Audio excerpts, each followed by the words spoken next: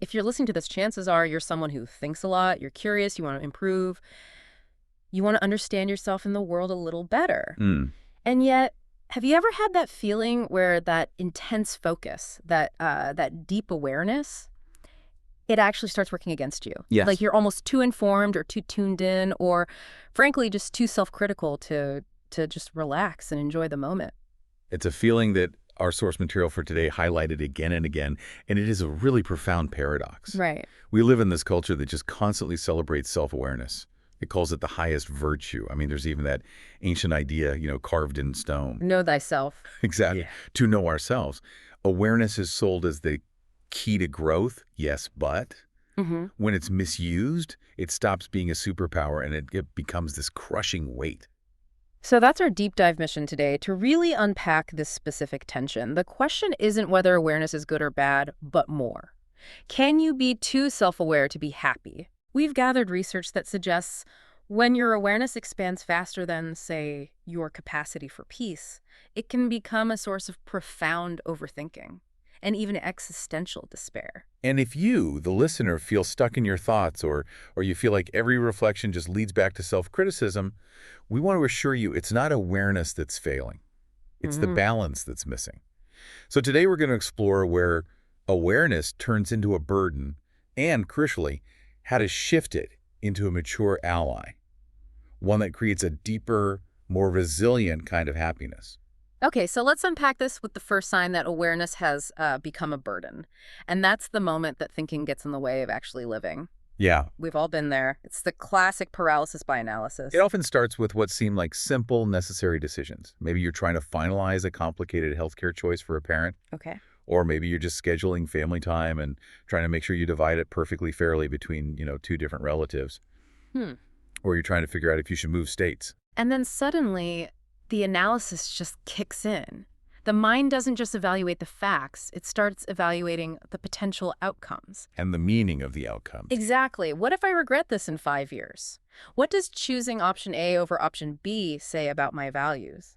I mean, our sources had examples of people spending weeks analyzing the perfect wording for a simple email. Or planning a vacation itinerary with so much precision that the travel itself becomes a source of stress, not joy. You become frozen. Not because you lack information, but because your mental systems are completely jammed up. Right, with too much information, too many potential consequences, and way too much self-judgment. It's the difference between thoughtful consideration, which helps you move forward, and being utterly paralyzed by your own analysis, which just keeps you stuck. But I have to ask, because if we're trying to be thoughtful, how do we distinguish between helpful analysis and, destructive overthinking?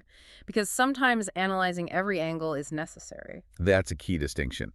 Helpful analysis is focused, it leads to a decision, and it integrates what you know. Destructive overthinking, the kind that stems from unbalanced awareness, Mm. it disconnects us from what we actually feel, Mm. from our quiet instincts. Yeah. When you constantly try to analyze every single variable, you put so much distance between yourself and your own intuitive life that you can't hear that quiet voice that knows what you truly need. So the feeling of rightness is just gone. It's supplanted by the tyranny of shoulds. That reminds me of the analogy from the sources about athletes. They train their bodies for years, so their movements are instinctual. But if you tell a high-level gymnast or a musician to consciously think about every single muscle contraction mid-performance, They fall apart. they completely fall apart. The thinking mind, in its desire to optimize, just gets in the way of the doing body. Precisely.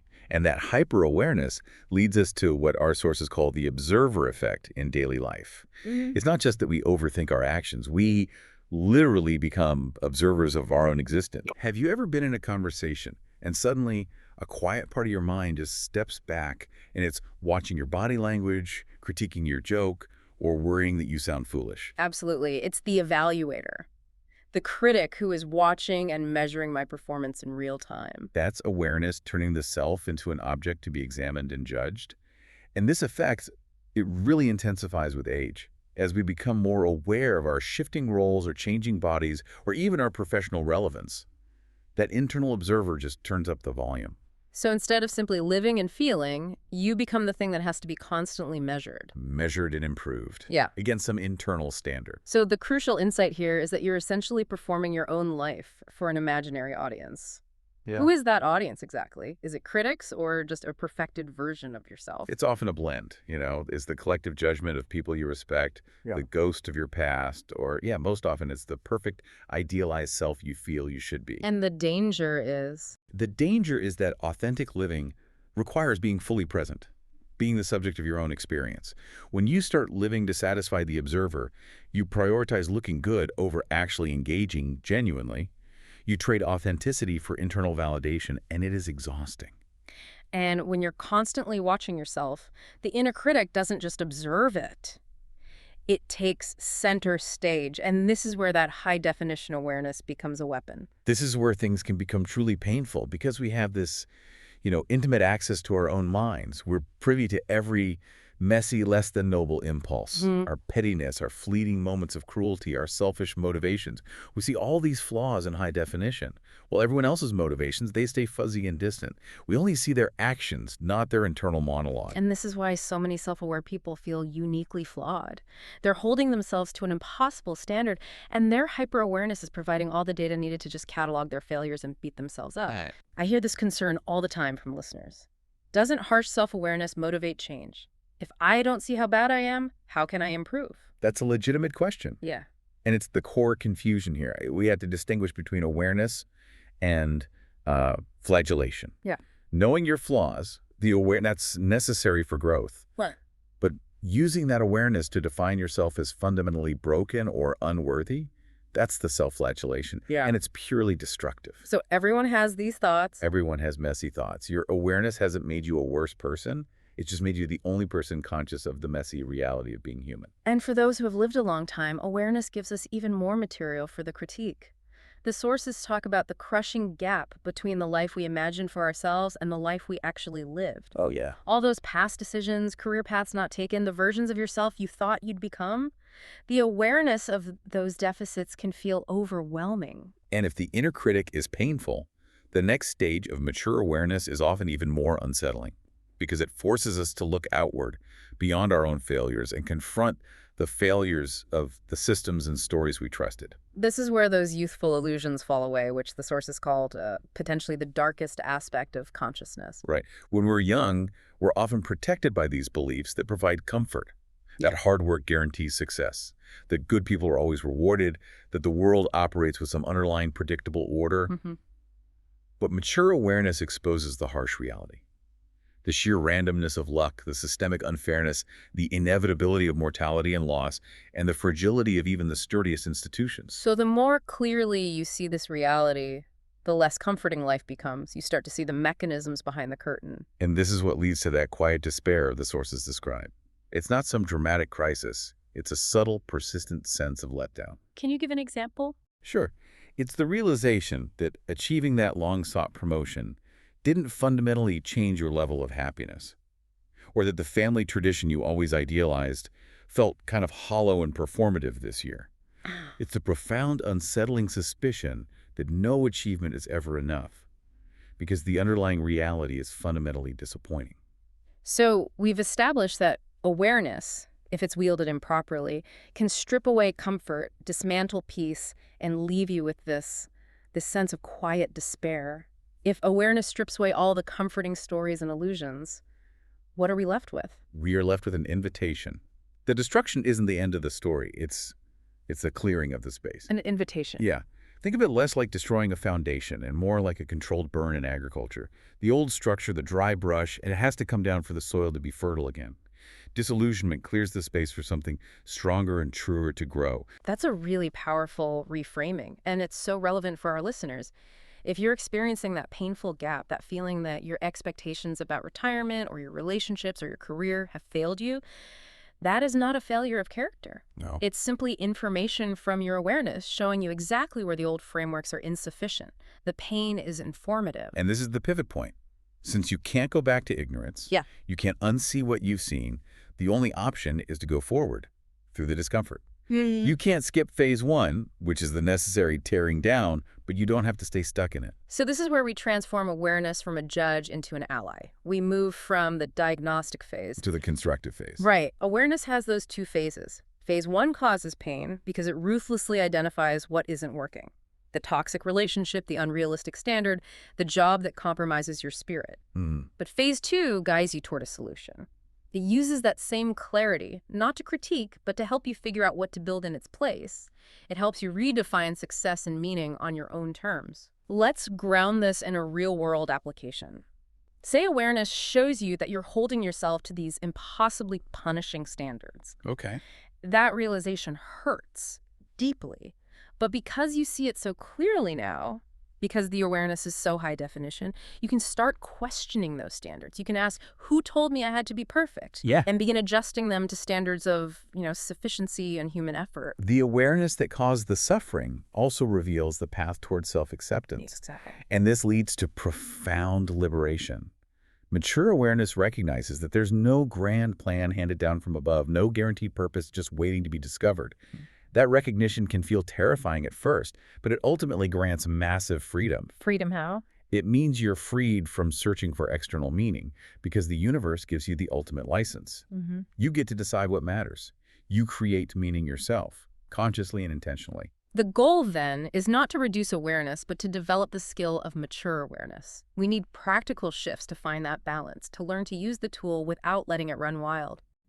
Our sources provide 4 essential practices. Okay, let's start with the fundamental nature of mental noise. The first practice is observe, don't identify.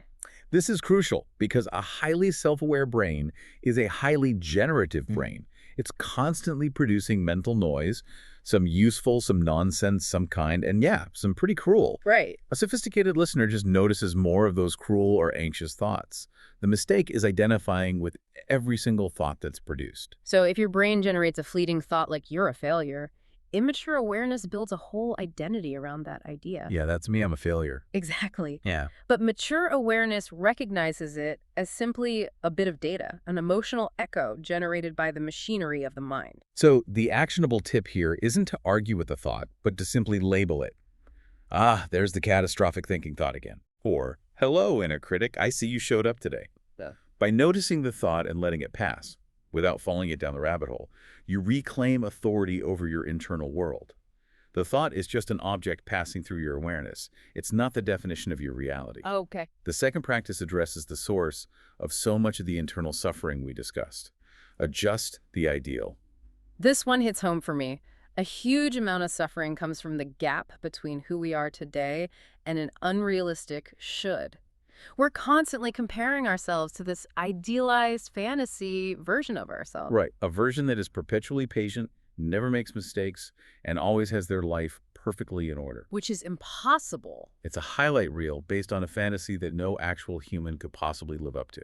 The question you need to ask yourself is this ideal achievable, or is it a tyrannical fantasy? Because if your self-awareness only serves to measure your distance from an impossible goal, You will always cause despair. so to adjust the ideal, we need to shift the standard from punishing perfection to aspirational human movement. We shift from treating ourselves as a project that needs to be completed, a finished, perfect product, to treating ourselves as a person who's allowed to be imperfect, flawed, and still worthy of kindness and effort. The goal isn't arrival at perfection. The goal is sustained, compassionate movement forward. I like that. Our third practice is really the antidote to all of this excessive self-examination. Reconnect with the non-cognitive self. If overthinking disconnects us from our gut and our body, we have to deliberately engage the parts of ourselves that aren't purely in that cognitive analytical loop. This means giving the thinking mind a regular, scheduled break. And this goes beyond just going for a walk. It means seeking activities that require genuine, non-analytical presence. If you spend time in nature, don't listen to a podcast and analyze your life. Just feel the wind, observe the detail of the trees. Then stop thinking. Stop thinking. If you engage in movement, choose an activity that requires instinct, like dancing or focused physical labor, where thinking would actually just mess up the rhythm. Or try deep, genuine listening during a conversation. When you stop formulating your response and truly try to understand what the other person is saying, your self-examination shuts down because all your energy is directed outward. Yes, it's essential for grounding highly aware people, getting out of the head and back into the felt instinctual reality of the body. Okay, and the last one? And finally, practice 4, practice self-compassion.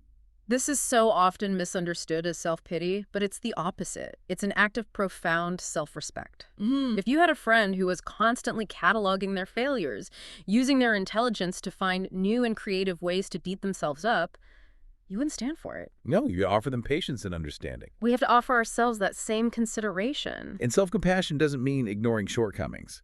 It means recognizing that you're doing the best you can with what you know and what you have, and that struggle isn't a personal failure, it's a shared human experience. Right. It requires mindfulness, seeing the pain in common humanity, recognizing you're not alone in it, and self-kindness. Actively soothing the distress rather than compounding it with judgment. This is the foundation upon which mature awareness builds peace. So if we synthesize all of this, mature awareness is really the steadying gift of deep experience. It sees the truth clearly, it acknowledges flaws, it doesn't flinch from uncertainty, and it doesn't ignore uncomfortable global truths, but it does so without resorting to judgment or despair. It brings a steadiness because you've lived long enough and you've thought deeply enough to know that very few things are as catastrophic as your racing brain first suggests. And you've learned to hold things more lightly because you know you're capable of adjusting course. So let's go back to our starting question. Can you be too self-aware to be happy? I think awareness is certainly a double-edged sword. Yes, if you use it only as a tool for criticism, it can make you profoundly miserable. But no, awareness is absolutely not the enemy. It is the path to deeper, more reliable peace, provided you develop the skill to wield it constructively. Right.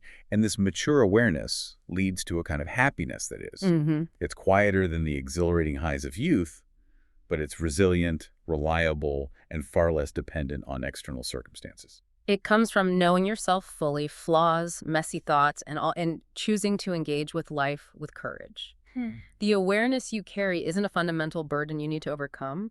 It is the most powerful tool you possess. Don't wish for less awareness. Work toward a wiser, more compassionate relationship with the awareness you have. Let it show you not just what's wrong, not just where you fall short, but also what's fundamentally possible and precisely where you've grown. You are simply aware enough now to start building a stronger kind of happiness.